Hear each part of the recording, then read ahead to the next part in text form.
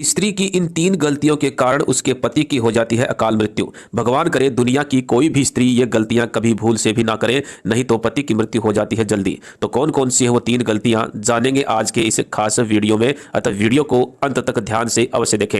नमस्कार, स्वागत है आप सभी का एक बार फिर से। दोस्तों, पति पत्नी एक दूसरे के पूरक और परिवार की गाड़ी के दो मजबूत पहिए माने गए हैं।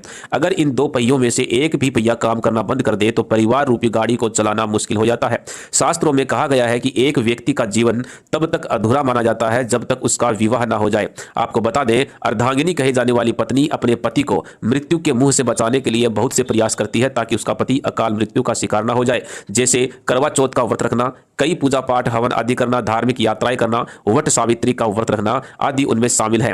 लेकिन इतना करने के बावजूद भी अगर युवावस्था में पति की मृत्यु हो जाती है तो गरुड़ पुराण में बताया गया है कि कोई भी स्त्री अगर ये तीन गलतियां करती है तो उसका पति अकाल मृत्यु को प्राप्त होता है। अर्थात पत्नी से पहले युवावस्था में पति की मृत्यु हो जाती है और पत्नी को युवावस्था से ही अकेला रहना पड़ता है। ऐसी स्त्रियां अपने पति से वंचित रह जाती हैं। अगर आप भी ऐसी गलतियां करती हैं तो हो जाइए सावधान और इस वीडियो को अंत तक ध्यान से अवश्य देखें, क्योंकि इस वीडियो में मैं आज आपको बताऊंगा स्त्रियों की वो तीन गलतियां जो पति की अकाल मृत्यु का कारण बनती हैं। दोस्तों, गरुड़ पुराण में पत्नी से पहले पति की मृत्यु के तीन कारण बताए गए हैं। उन तीन कारणों में से पहला कारण है जब कोई स्त्री खास तौर पर वट सावित्री के व्रत में या करवा चौथ को अगर कोई व्रत पति के लिए रखती है और सबसे चुपके से भोजन भी ग्रहण कर लेती है, अर्थात पानी भी ग्रहण कर लेती है, तो इससे निकट भविष्य में पति की मृत्यु हो सकती है।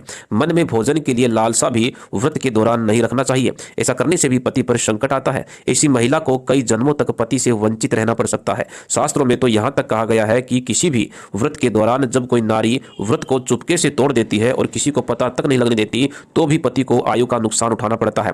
गरुड़ पुराण में बताया गया है कि जब कोई नारी अपने पति की लंबी उम्र के लिए व्रत रखती है तब उसको नियमानुसार उस दिन भोजन ग्रहण नहीं करना चाहिए। अर्थात व्रत को श्रद्धापूर्वक करने के बाद ही व्रत को तोड़ना चाहिए। अर्थात व्रत के सभी नियमों का पालन करना चाहिए, तभी पति की आयु लंबी होती है और पति पत्नी के बीच आपसी प्रेम तथा विश्वास बना रहता है। साथ ही प्यार और बढ़ जाता है। इससे पति की आयु बढ़ती चली जाती है और 7 जन्मों तक का साथ मिल जाता है।